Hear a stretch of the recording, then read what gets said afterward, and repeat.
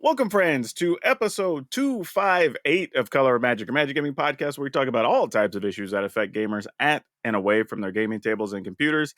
I'm your host, PowrDragn, and we're slowly crossing into fall down there with my main man, Brian Sonic. How's it going, dude? I'll take your word for it. On the fall. That's why I said slowly for you. Leaves are already changing color and stuff up here for me. So, one of us is getting there a little faster than the other.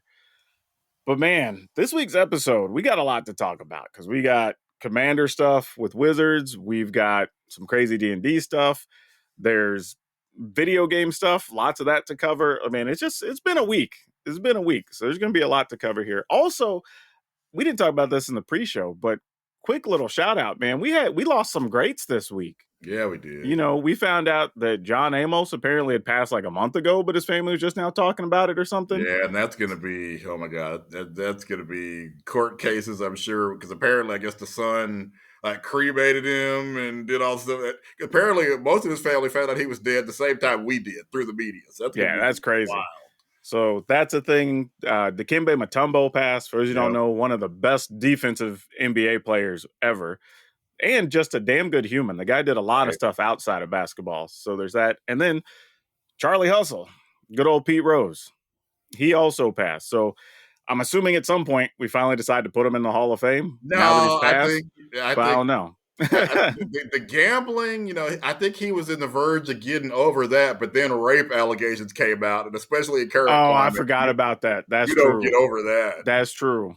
I think he had, like I said, he was on the verge of beat, because you look at baseball, every sport now, they're all in bed with DraftKings, FanDuel. It kind of looks ridiculous. Yeah. To have, no, he's done. He's done. Yeah, but those allegations, you don't beat those, especially because his denial wasn't even denial. His denial was, well, it was 50 years ago. Right? Yeah. I'm not doing European. That's not what as we saw last night, that's a damning non-answer. Right. we'll leave it at that. Yeah. All right. Yeah. Before we get into everything, don't forget, go over to patreon.com/colorofmagic and you can support the show, which we really appreciate. You get a shout out just like Kevin Myers. Thank you so much for being a patron. But all right, let's tackle this lead story, man, because it's been all any of the Magic players want to talk about for the last 4 days. It's just. Well, it's a continuation with the whole thing. We've been doing this for about 3 weeks at this point. It builds off of what we talked about last week for everybody that tuned in last week. And again, if you've been following any Magic discourse, I'm sure would know about this. Yeah. Also, for anybody watching, I'm going to hope that our camera stays working because for some reason it just magically worked this time. So who knows what's going to happen. But yeah, so it was announced on Monday, 9 a.m. Pacific, I believe, that Wizards of the Coast will now be in charge of making all the rules for Commander. And this was one of those things that the rules committee thought about, and ultimately, more than anything, it became more of a safety issue. After the last bannings were announced, several members of the RC, even some of us on the CAG, but definitely more hate toward the RC, got threats of physical violence. Some very graphic, some very personal. I heard in one case, somebody was doxxed as well. So that's never good. That's always a problem. And once it came down to it, the decision was just made that they did not feel that them staying in charge could keep everybody safe. So they talked to Wizards and agreed to just pass things over. Just want to be clear that this was not Wizards stepping in and saying, we don't like your decisions, we want to take that over. And there was none of that. That was not a thing. If it was, I heard zero rumblings of it. Nobody brought that up. It never was mentioned by. We've seen what's been happening over the past couple of weeks. We've seen the resignations. We've heard people explain why they had to step down. We've seen the discourse. We've seen what people were willing to say in public about the committee, and I'm with you. So what you saw in public, just imagine what people were saying behind, closed doors in messages that only the recipient saw. Just the discourse in public was insane and just unhinged. I'll tell you what's really bothersome to me is that I've seen some of the same people who were, y'all should go after these people and here's who they are and this, that, and the other, now being mad that Wizards has control of it. And it's like, how else did you think this was going to play out? exactly. Really? Like, because you're asking somebody who is doing an unpaid volunteer job, right? Making decisions, trying to help balance and keep the formats healthy, which to this point, everything they've done and said has mostly kept it healthy and growing. So even if you didn't like their most recent decision, everything they've done up to this point has bared fruit. So whatever. But you're asking somebody to take that level of ridicule, abuse, threat, whatever, and still want to be there and not hand it over? Like, that doesn't make any sense. Like, what did you... But then neither does threatening people over pieces of cardboard. Also true. We are miles away at this point from anything that makes sense. Yeah, I don't know. And I got my fair share of hate. I had people sending me DMs. I had people showing up on YouTube videos and whatever. I had my fair share of people. Like, I had a ban over the last probably 2 weeks now. Like, whatever. It's fine. I've told stories on here before. I've had personal... It really gives me... I remember, when Gamergate first broke and how we had to figure out how to keep our reporters safe at events, which was never a concern before. We joke about how people would always say, yeah, you're in Microsoft's pocket. You're in Sony's. I'm apparently somehow simultaneously in Microsoft, Sony, and Nintendo's pocket, yet still not rich. But it was never the way it became during Gamergate, and this is what that feels like. Yeah, and to put it in perspective, I won't show it because people's names and stuff, and I hadn't had time to redact stuff, but I did get an email from ReedPop for Vegas saying like, hey, if you feel you're going to need extra security, if you need this, we're going to have a designated space for y'all to go decompress and get away if you feel you need it. We're going to cancel some of the stuff we were going to have the RC and Commander CAG doing. Like, they were taking this very seriously. So this is not like, oh, somebody got called a name and now they're upset. No, this is literally people were changing plans and going to spend extra money on security or whatever kind of concern. Did you ever think you'd even have to use the term redacted in terms of Magic communication? Did you have That's that a good on question. your bingo card ever? Unless you were talking about spoilers, you didn't want somebody. Yeah, I was going to say maybe outside of showing something in like an NDA or something. No. Yeah, but having to redact stuff because physical threats were made toward people. Be better, Magic community. Gee, this is just embarrassing. Yeah, I also want to say there were some things that also bothered me that kind of led to more anger. Don't get me wrong. Like, yes, it's okay to be mad and be bothered and whatever. Like, how you deal with that is a whole different discussion. But people were putting stuff like, oh, look at how much money they cost the community or whatever, because this many copies of stuff are in deck lists on EDH Rec and whatever. Not realizing that multiple people put piles of decks on EDH Rec, but don't own the cards. A bunch of people have one copy, but they just move it from deck to deck, or they're playing proxies or whatever. So they're like, oh, see, there's whatever the number, I'm just saying a number here, but like 10,000 copies of this card across all these decks. And it's like, no, those are just decks with there's not that many in circulation that people are holding. Like, that's not a thing. This has always been how investing works. Do you think if you go out there and buy stock in Disney and then they have a couple of movies in a row crash, are they going to apologize to you because your stock tanked? No, they're not. But oops, heck no. In some cases, there will be the stuff you're accusing, Magic people of, that actual insider trading goes on in a lot of these companies. They get caught doing it. That's what Martha Stewart went to jail for. They don't care how much they cost you. I had to fight this discussion on multiple groups of like, they tried to sell their stuff off first before making this banning. And we're like, okay, like, first off, how many copies of each of those do you realistically think each of those RC members has? Right. Like 10 tops, maybe. Like, if they sold all 10 of one of those, like, what are they going to make at buy list price to flip them quick? Like $800. And that's if you have a good buy list price on some of them. Like, Okay, you think they're going to risk their reputation? Hell, some of them have other jobs. You think they're going to risk And some all of them that? work for Wizards or with Yeah, Wizards. Why? No, they would not do that. exactly. You can't if you work for Wizards. Like Yeah. you literally can't until you no longer work for Wizards. Like, so you think they're going to risk all that over $800? By the way, you think in this era of content creation that nobody would find out and Dude, nobody would tell you if they found out about it? everybody said straight and put it out publicly. If you are a vendor and you have any weird sales related to these cards in the last couple of weeks, let us know. If you think it can come back to Yeah, one of us, we literally. would like to know. Nobody produced anything. I ain't And even gonna my lie to you. If I had information that DeQuan had done something like that, I'd be telling you. It'd be a hell front yeah. page story on GameSide because man, it monetized everything.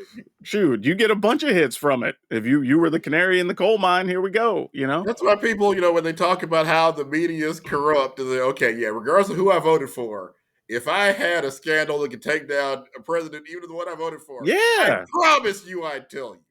absolutely. And I Woodward would and expect nothing Bernstein still get, less. yeah, Woodward and Bernstein still get paid because they took down Richard Nixon 50 years ago. Mm-hmm. There is no journalist working that loves any politician or leader so much they would cut off their own career to save them. It's Oh, not hell a no. thing. Hell no. It just isn't.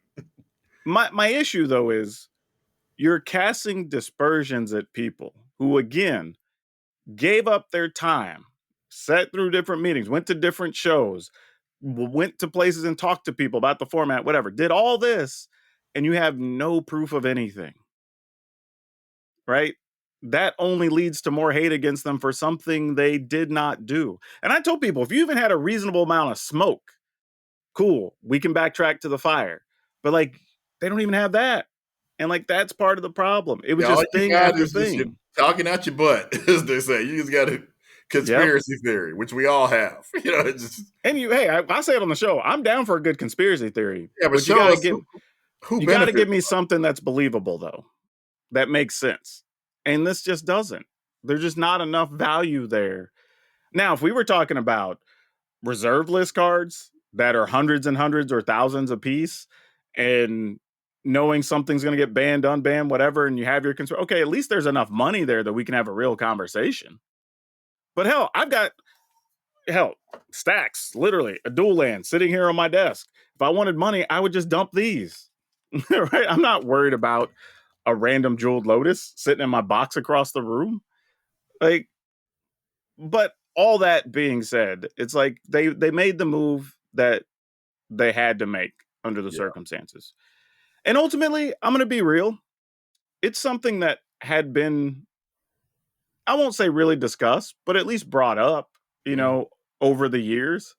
That at what point does Commander get big enough that it kind of needs to be managed by Wizards, and whether we clearly like we're it or here. not? Yeah, Yeah, and it's the most dominant format. So yeah, we even had all this other stuff that happened. We clearly have arrived to if Wizards didn't manage it now, when would they? yeah. Now, Well, I obviously, all feel, these threats accelerated the process.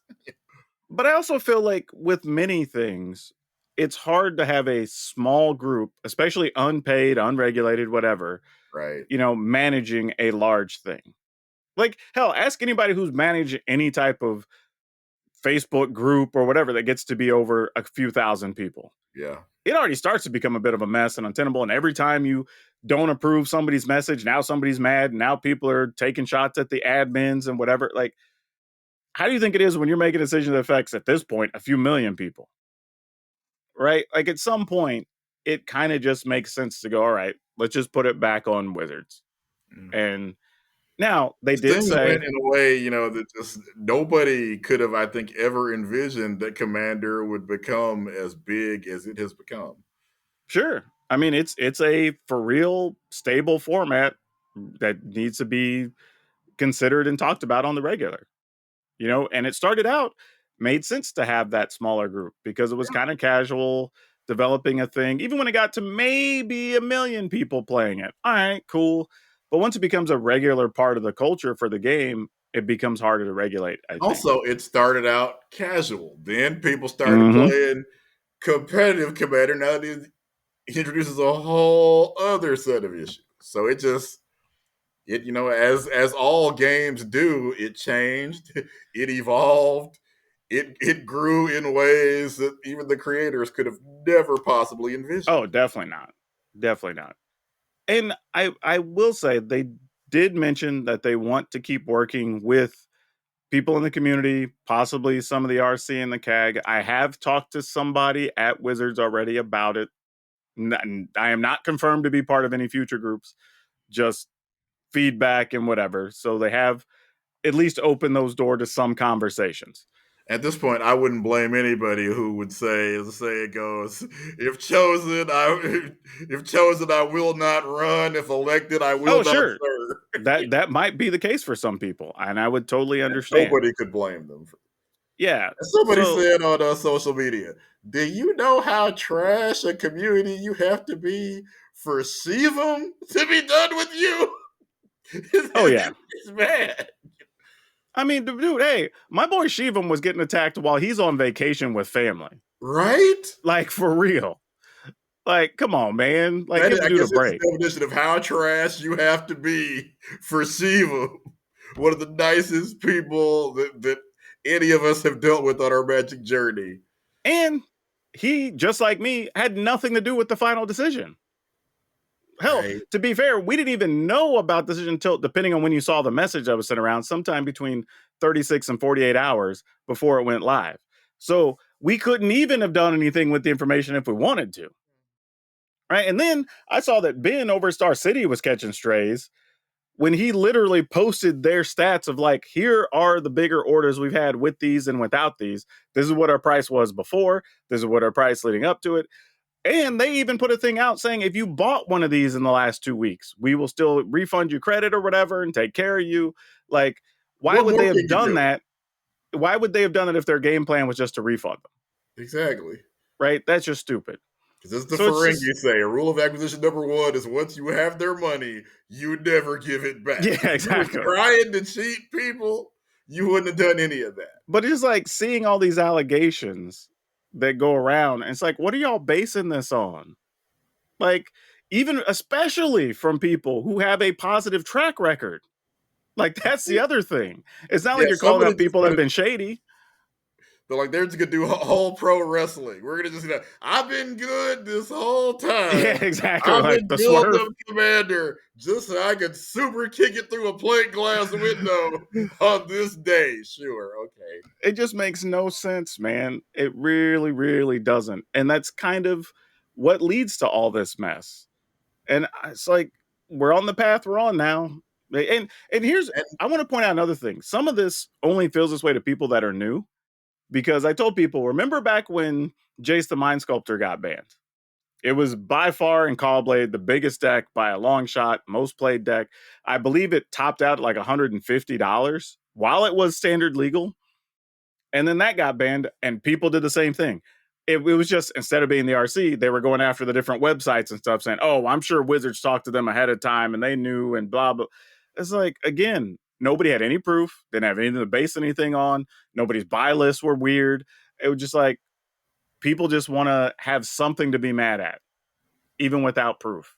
but I thought Wizards was trying to kill local game stores, so they were they were Yeah, both trying to exactly. kill them and also giving them a lookout block. But hey, we're about to ban something. Okay, pick Yeah, a conspiracy. Wiz has been trying to kill local game stores for the better part of 2 decades now, if you ask people. So that's a whole other thing. But yeah, we're now just on pace with Wizards having control of it. They've talked about trying to come up with some new ranking scoring system for decks so you can compare them to know you're going to have more fair games.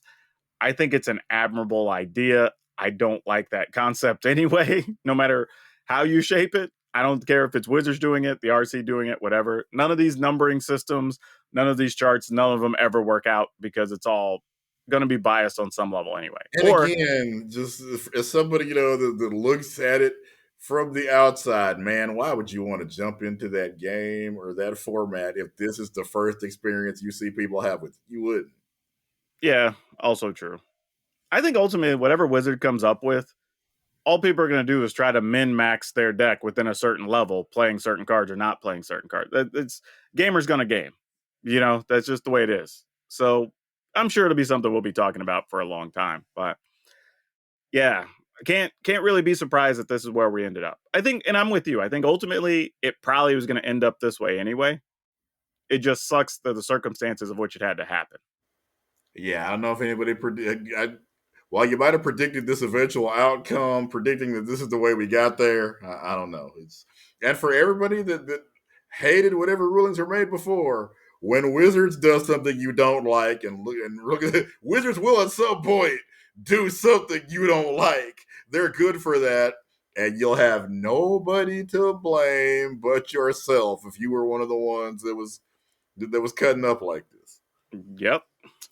You get what you effing deserve. Basically. All right, let's hop into the soapbox.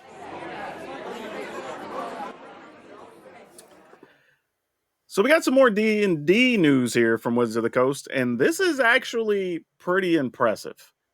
This kind of comes back to people not knowing what the hell they're talking about. When they announced just this past week that the new 2024 Player's Handbook for D&D was launched, and it is the fastest selling D&D product of all time. Not Player's Handbook, not new release, of all time, of every D&D book they have ever made. Apparently, it was also the largest print run they've done for a first run of a Player's Handbook. The distributors I talked to have all done very well with this. And this kind of challenges a lot of beliefs I think people had. Because, we had some negative D&D news over the last year or two, and people say, oh, that's it. I'm dropping the game. Wizards doesn't care. They're just trying to milk people for money. We're going to go play Pathfinder, blah, blah. Yet they had this happen. Right? Nobody wants a new edition. We like the current one, blah, blah, whatever. Yet you went and bought the new Player's Handbook at a record pace. And now, this could be for a lot of reasons. This could be that D&D is still just popular and trucking along, right? Baldur's Gate probably brought a bunch of new D&D players. There's a bunch of web shows that still do very well playing D&D. The movie was popular and got people at least interested. So there's probably some hangover there, and some new customers are interested. But yeah, you can't sit here and say that all these decisions Wizards make, and same thing we say about Magic, right? All these decisions are killing the game and it's terrible, and then every set sells better than the last set, and the next thing's a record breaker, right? Same thing with D&D. We can't sit here and say all these decisions killed the game, chased all these players off, or whatever. Like, don't get me wrong, some number of players, yes, always leave, don't like decisions, whatever. I argue a lot of them probably already had one foot out of the door. This was just a straw that broke the camel's back, whatever that decision is at the time. Yeah, the amount of people that play any game for 10, 15 plus years tends to be a small number. Life, outside pressures you don't have the disposable income, you don't have the time, you just, you don't have the interest anymore. You get burned out. So but new players continue, and again, corporations know this. They have figured out, they hire actual psychologists to determine, what kind of gamers. I forget the guy's name, but I saw one of his TED talks basically, where he described basically how they game gamers. Where some gamers like achievements, they play for Oh, the yeah. achievements. You need to give them, things to unlock in terms of achievements. Some gamers, I think there are 4 or 5 different kinds of gamers that they've already determined through psychology, and now it's just figuring out how your game can appeal to each one. Oh, I can tell you at Wizards of the Coast, they have a whole department just for consumer insights. Mm-hmm. They do different That's where it's going to tests. be under. They do blind observations of stuff. They have a whole bunch of stuff for surveys and feedbacks. And we talk about like Timmy and Johnny and whatever. Like they have I think it was 10 different psychographics they put people under. So they go even deep on like the collector and the person that likes the foils, and if you're a story person and blah blah blah. They know what they're doing. Same thing applies to D&D, right? Now, some of the things that get said or done around it we don't agree with. Some things are silly, like no denying that. But at the end of the day, they are making decisions that are working. I've argued this with people before. They say, well, just because the thing's selling a lot doesn't mean they're doing it right. No, yes, it does. Like, you win two ways. You either get a lot of awards and recognition, or you make a lot of money. Those are the two ways we judge things in the world when it comes to a And business sadly, company. we're to the point now where you can win a lot of awards and then your company is still bankrupt and you lay everybody off. So the best way, unfortunately, Yeah. is still to pile up a bunch of money. No, I'm applying that to like award shows. Like, Yeah. say, like the motion picture awards and stuff like that, right? Like, you may not make a ton of money, but you get a lot of recognition, so somebody can get famous off that. But those are kind of like the only two ways we measure. We want fans and consumers to be happy, but we've also seen a lot of times where fans are happy and a thing fails Yeah. because it didn't make money. Like, it sucks that those are our measurements, but that's what we have to go on in this world, right? How else do you measure Rumbleverse something being won successful? multiple Fighting Game of the Year awards, but didn't make enough money to get to year two. Oh, we're talking about what? Multiverses? Rumbleverse. Well, Rumbleverse. Yeah. Multiverse isn't doing so great either, but it's Yeah, still but at it's least still a pretty around big. though. Yeah. So yeah, that's the thing here when you're looking at this D&D story. Like, that honestly, it's kind of insane because we're also talking about a world where we've kind of become to believe that everything's gone digital, but yet they've still sold even hard copies at a record pace. So analog D&D gaming still alive and thriving, I guess. You know what I mean? Barnes Noble's closed its doors for a while. Now they're starting to come back. People are still buying vinyl albums, which blows my mind, but it's still a thing. Yeah. So I mean, again, as much as people talk, this is a perfect example of like, people say one thing but do another. And it's a thing I've always told entrepreneurs, especially local game stores, when I tell them, said, hear your customers, listen to their actions. Right? You don't want to ignore what they're saying because there is going to be some real information to come out of that. But at the end of the day, you have to follow their actions. Because there's a bunch of people that tell you, oh, it'd be great if you hosted this at this time, or you did this thing, or if your entry fee was this price, and then not even participate. So, like, all right, you have to ignore those people because their actions don't match their words. And that's kind of what we're seeing here with D&D. All this stuff that happened, all these people are mad and like, that's it. The new version's going to suck and nobody's going to buy it and whatever. And it's been the exact opposite. Literally the exact opposite. So, yeah, all I can do is golf clap. Congratulations to R&D, D&D team. Like, you're crushing it. You're crushing it. But all right, let's get into what did we learn? Because there's a couple of things here. Yours, a little bit concerning. Mine, a little bit surprising. So why don't we tell people what we got? Yeah, kind of following up on last week, talking about how Assassin's Creed Shadows has been pushed back till, at least for right now, February 2025. When games start getting pushed back, sometimes that date gets further and further out, but right now, they're still saying February 2025. Part of the reason it got pushed back, apparently, in addition to, the whole racist hate campaign, while we're talking about those today, one of their other problems is Star Wars Outlaws didn't hit the numbers Ubisoft wanted to hit. So now that game is kind of in a state of crisis. Stock tanking will probably be on sale here for as soon as they can afford to put it on sale. And X Defiant, which is their big kind of multiverse, all of Ubisoft's various first person shooters fighting each other. Apparently, it's possibly on life support, and reports are saying that if season 3 doesn't make a whole bunch of money, there might not be a season 4. Problem being, we've all seen these reports. Everything, it's impossible to keep anything gaming news related secret now. So if I wanted to dive into X Defiant, but I see that, hey, season 3 might be the last season, why would I jump in? The game is free to play, but still, why would I spend my time? And, there are obviously things to buy. Why would I buy skins if you've told me this game probably will last another season? Yeah, I've wondered that before too, and that's why I think sometimes companies over communicate, but at the same time, at least you get fair warning as a consumer that it may be going And away. in So that's fairness, a this good isn't thing. anything Ubisoft told anybody. These are things that just leaked out, but that's the Yeah. way the world works. You can't keep anything quiet nowadays. Yeah, man, that's a tough situation because that's a whole streak of games that is gonna have a lot of teams, a lot of programmers or whatever looking for work pretty quick. Yeah. Because one of the things from the beginning, X Defiant's been delayed, I want to say 6 or 7 times, and a lot of the reports coming out there that it's been executive meddling. They just keep trying to want to be where Call of Duty is, and Call of Duty had 20 some odd years to get to where it is. It Yeah. didn't start out there. I think their biggest problem is they were a company for a large amount of time driven by Assassin's Creed. Like it was near the top. Like we talked about last week, it's a legacy game. Even if you don't play it, you've seen it, you know the title, you know what it is. And when that starts to fall off, a lot of money goes away from the company, right? Like a lot of blemishes start to be seen a little bit more. A lot of your mistakes and ills start becoming more prevalent and more costly. And I think sadly, this is probably going to get a lot worse for Ubisoft before it gets better.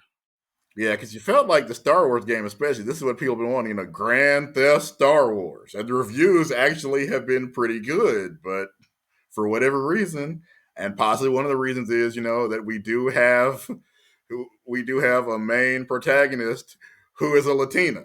We know Star Wars has had it's hey, I hate this show Sad because but it's not true. because it's not the Skywalkers, or it's not the. I think we'll always wonder, and Ubisoft will always wonder too. What if this had been Han Solo, or if you remember, I think it was Shadows of the Empire. It took place at a time where they for canon couldn't use Han Solo, so they created Dash Rendar, who's basically N64 Han Solo. Just Yeah. Han Yeah. Solo in everything but name. Yeah, that's tough, man. Uh, Maybe, you make it a Skywalker or something, some distant relative cousin, some Padawan they're training, like whatever. Maybe it changes the thing. I don't know. Maybe people are somewhat burnt out on Star Wars games. Or just Star Wars in general, because we just had a TV show get canceled. The last couple of Star Wars movies haven't done what Disney was hoping they would do. I mean, my question is, what was the last big Star Wars game even? Like, I don't even know, like, Mm-hmm. top or high selling one. I don't know what that would even be. I know Knights of the Old Republic was one that was, it's the one I guess that Yeah, people but keep wasn't that a wanting. while ago? Oh well, yeah. Yeah, that's what I'm saying. Like, I'm thinking about in the last 5 or 6 years, I don't know of one. And that's kind of crazy because Star Wars is again one of those all-time legacy licenses that like I don't. And if we're honest, I mean, really, Knights of the Old Republic is probably one of the few good ones. There were some Yeah. some Star Wars on Super Nintendo. Again, Super Nintendo. There's a big gap between the one I just talked about was on N64. That's part of the problem. Is like we are having some big, huge gaps in between where you're getting Star Wars games that are cool. Even some of the ones that are remembered fondly now, back then, they were more like cult classics. They didn't sell That's exceptionally also fair. well in the grand Yeah. scheme of things. Yeah, that'd be an interesting one to keep up with. 'Cause like I said, Ubisoft is definitely going through some stuff right now. So I found out something that really surprised me. But apparently, Marvel and DC had the rights to the word superhero. And those apparently just recently lapsed, or they decided not to re up them or contest them, which I is think I weird. think either DC or Marvel tried, but it's to the point now, like seriously, there are superheroes everywhere. You just they just basically got shouted down like, nah, you've lost Well, this it one. was just weird because, like, for as much as I've written and read, I don't remember anybody even being afraid to use the word superhero. I know I've used it to describe things. Nobody said anything. I've read it in other comic books. I've read it on online stories. We've seen people say it in movies, and it was never a thing. So I was just like, how has this been a thing the whole time? And then, as you pointed out, which you reminded me, in pre-show, was that even themselves, they danced Yeah, around they the went word superhero at yeah, times. they went through a stretch where even they didn't say it a whole lot. The X-Men, especially in the movies, they took great pains to not look like a comic book. They all wore black leather. I don't remember Yeah. them ever really referring to themselves as superheroes. It's more about the fact that, hey, we're mutants. Justice League Unlimited, when people talk, they usually use the term metahuman or Hmm. supers or something along those lines. So it was just weird to even see that this was a thing. Like, I mean, this was a legit, like, mind blowing. What did I learn this week? Because, like, Not ever once did I consider the word superhero was off limits for anything. And then to find out that they had shared usage of this all this time, and apparently it's never been a topic of conversation. But apparently, if you want to write something now, you want to use the word superhero, well, there's no threat of anything happening to you. Nobody can send you a cease and desist. You won't get sued. So go hog wild with your fanfic, I guess. Like, I don't. And I think for fanfic, most of us were anyway. Yeah, exactly. They were doing it anyway. So whatever. It's just a weird thing. It's one of those things I almost want to dive more into because usually the origins of something like this is like somebody was trying to write something in a publication and they didn't want confusion with their stuff, and so then you have to trademark a Also, thing, I and think the reason they yeah, got it the first time is because, probably in the 1940s or 50s, everybody assumed, well, this will be a fad the way Western comics were, or, detective comics. That's why Batman's thing is called Detective Comics, because for a while that was a big thing. Comic books featured detectives. But I think whoever sold them this figured like in 10 years, this won't matter. And then lo and behold, it went on to even, almost 100 years later to become the dominant form of media in the comic book industry by almost probably what 90 to 10 or oh more yeah. than that probably. So yeah, that's interesting. That's a good perspective. That's probably accurate, honestly, where it all starts. But yeah, anyway, just figured that was worth sharing, so people for real learned something today because I bet a lot of people didn't even know that was a thing. But let's talk about some quick topics here before we get into the dinner table. So, Ubisoft ain't the only one that's got some bad news. Blizzard Activision apparently going to be releasing around 400 employees starting next month. They did notify people ahead of time. The date I saw was September 12th. They had told people, so they notified, I believe, 600 employees that their position would potentially be removed.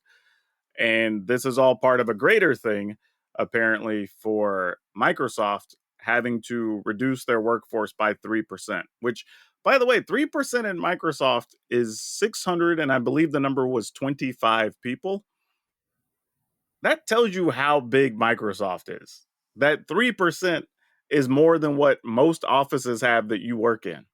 I mean, when you think about all the things they have, just the computing part. Then, of course, you talk about their efforts to try to do, search engines, and then, of course, all the video game stuff expands. It's like playing Civilization. It's just expanding exponentially. Probably, apparently, with these layoffs, probably expanding a little too fast. They just bought Activision Blizzard. That gives them another several thousand people, I'm sure. Oh, I believe that wholeheartedly. Then you look at, like Overwatch just told us that a bunch of the stuff that they had decided to do with Overwatch isn't going to happen. Like ironically, a lot of the reasons they told us that they had to move on to Overwatch 2, like having a skill tree for your heroes the way a MOBA does, not going to happen. The new player, new PvE mode, actually not going to happen. So yeah, you figure that's a people cost basically. Yep. Yeah, and People it were is. hired to do those projects and they're not doing them anymore. Overwatch League went belly up, Yeah, looking at this article from the LA Times, it does appear that most of this is part of that acquisition. And again, you've got redundant employees and different things and whatever. That's sadly what happens every time somebody's acquired.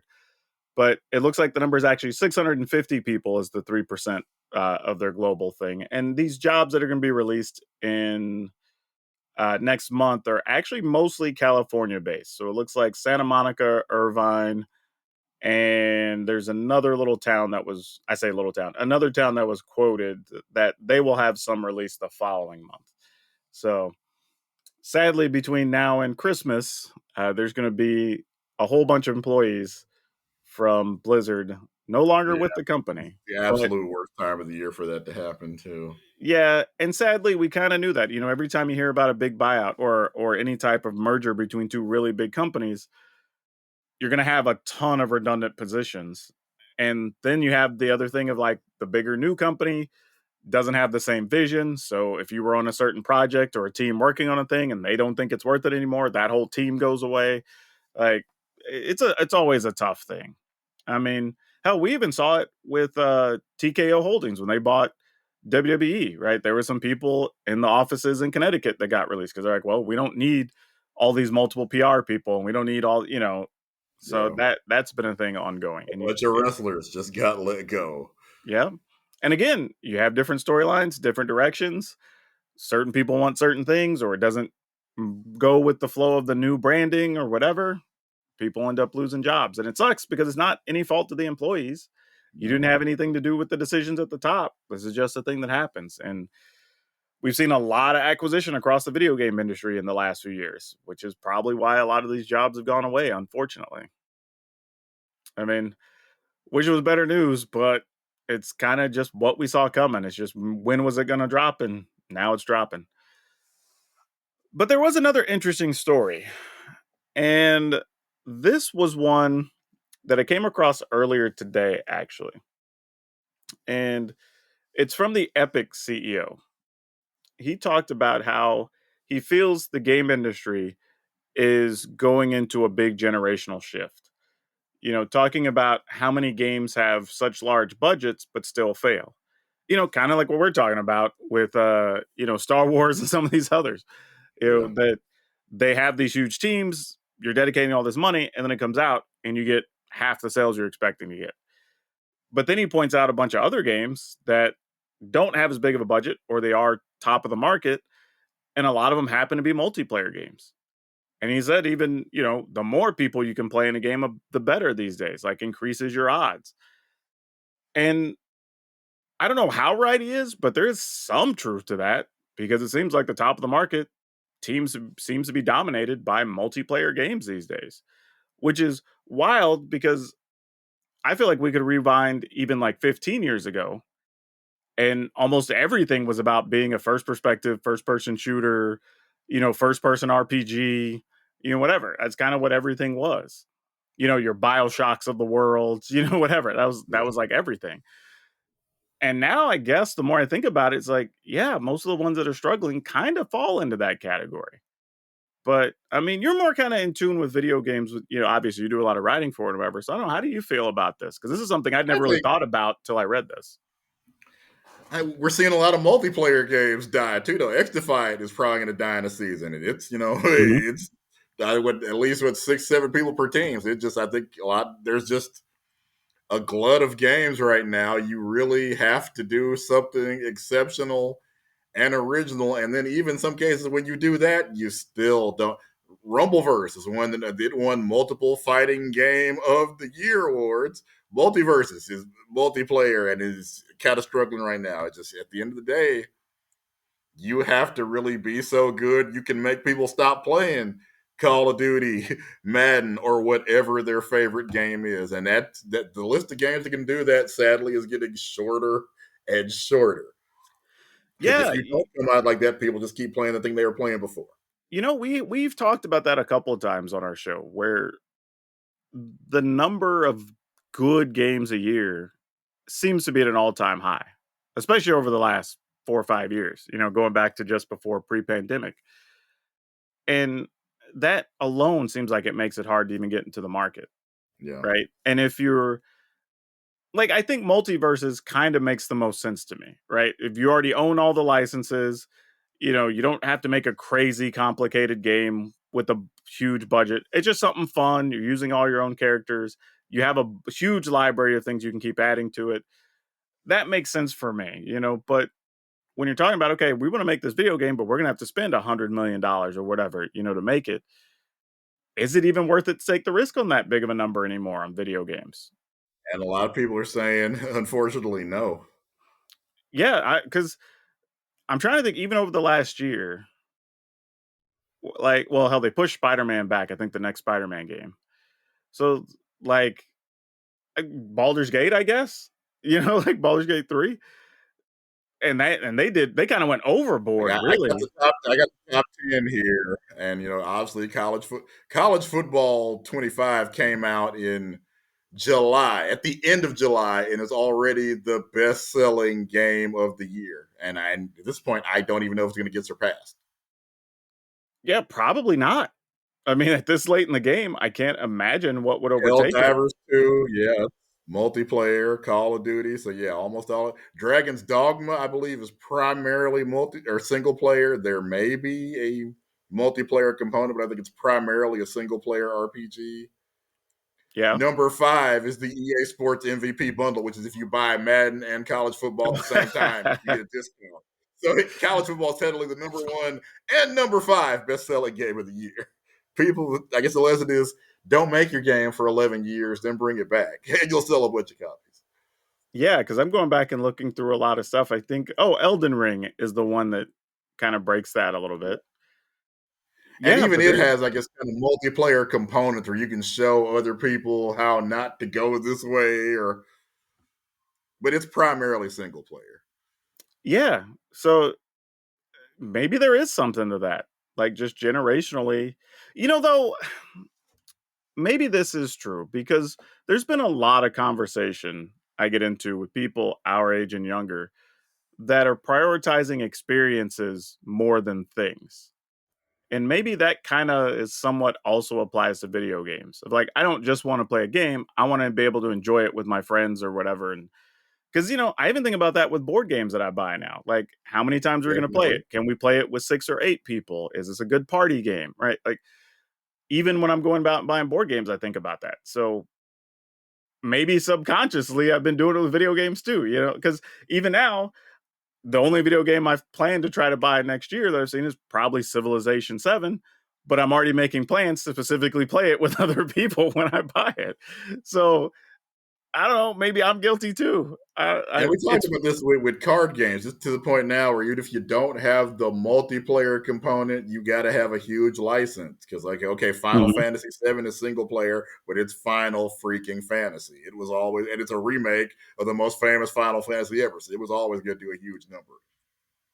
Yeah, even Magic though, right? One of the most talked about formats, the change becomes Commander, and Yep. you're playing with multiple people.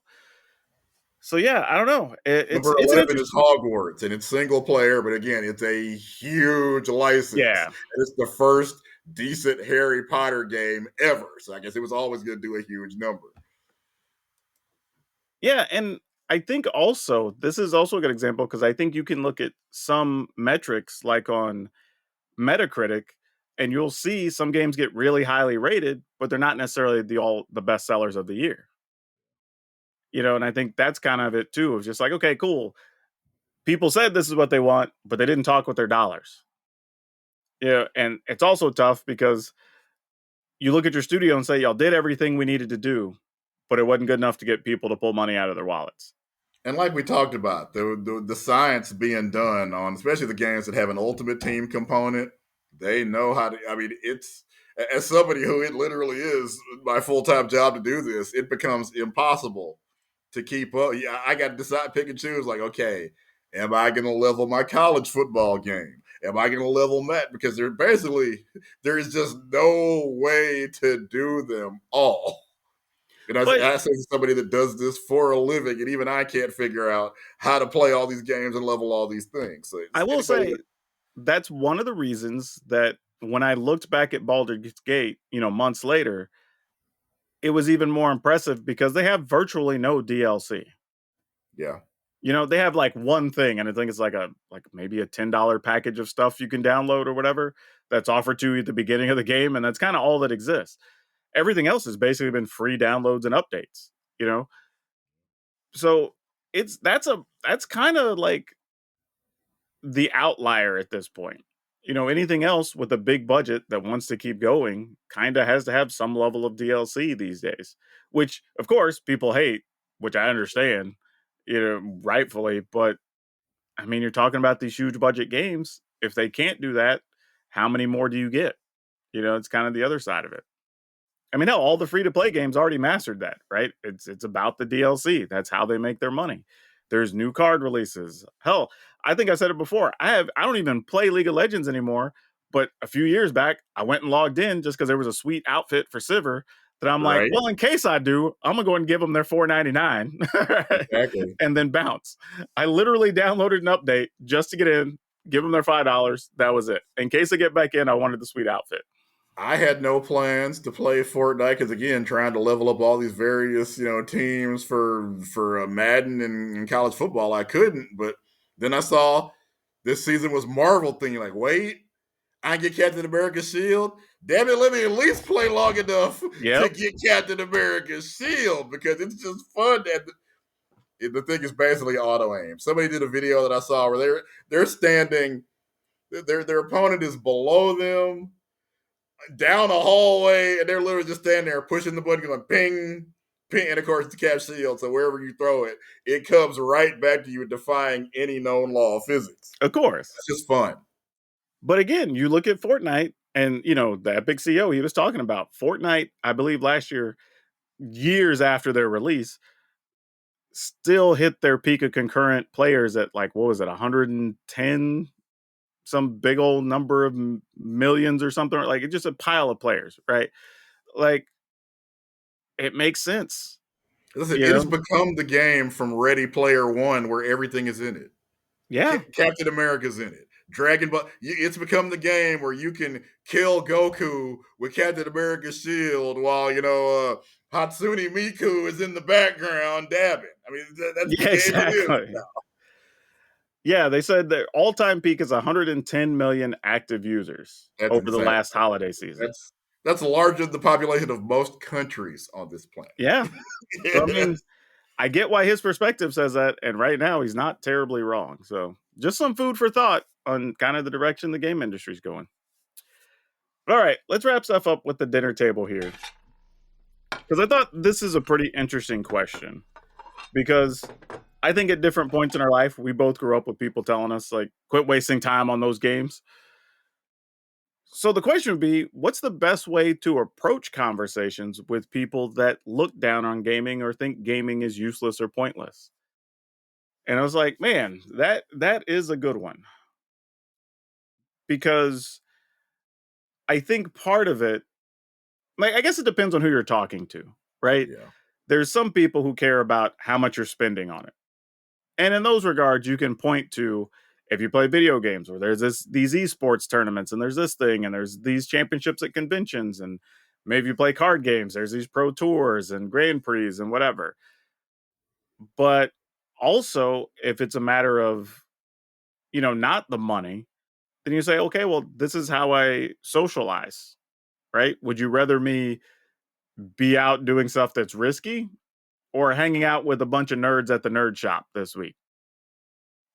Hell, we had, sad to say this, but there was a couple of times some significant others came in and were like, "Oh, he's up here again." But I was like, "Well, would you rather him be at the bar or hanging out with the dudes at the nerd shop?"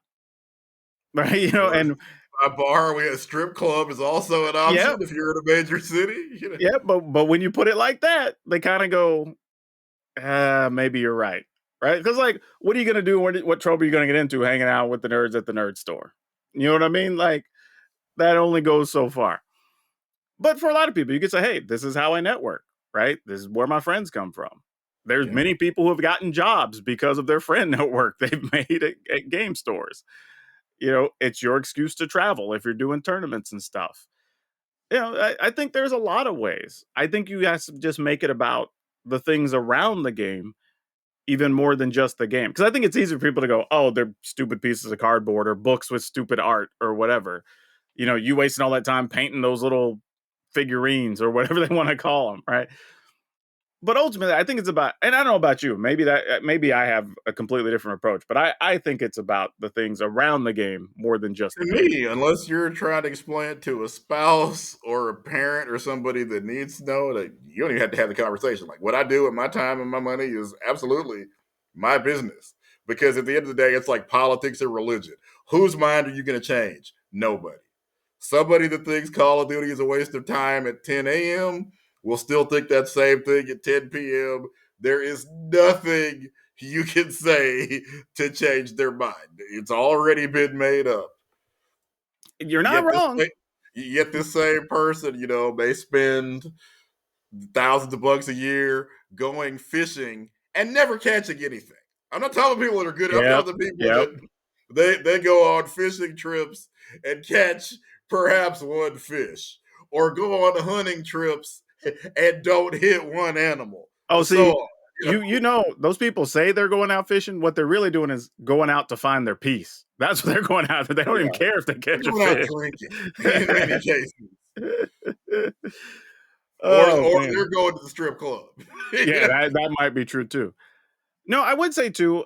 There is an extra approach as well, I guess, and kind of how it applies to you in life, right? If you're talking about, hey, this is how I learned to be better at strategy and math and whatever, like, there's something to be said for that, especially when you're playing certain board games and stuff.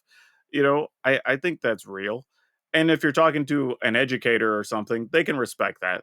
I think there's. Definitely, Monopoly is how you learn not only about math and economics, but psychology. You learned who in Mhm. your family you thought you could trust, but when the chips are down, they go foreclose on your house, Yep. and that's information you need to know.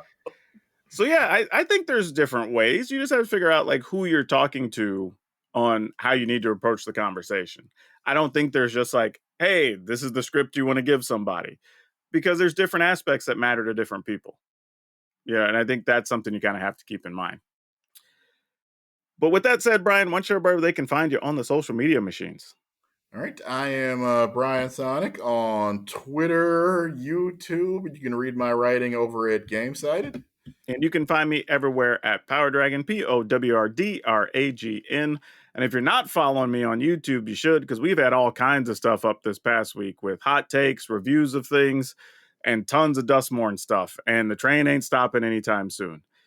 But wherever you are watching or listening, good morning, good afternoon, good evening, and good night. Please remember to take care of yourselves and your family. Remember to be awesome. And most importantly, be awesome to each other.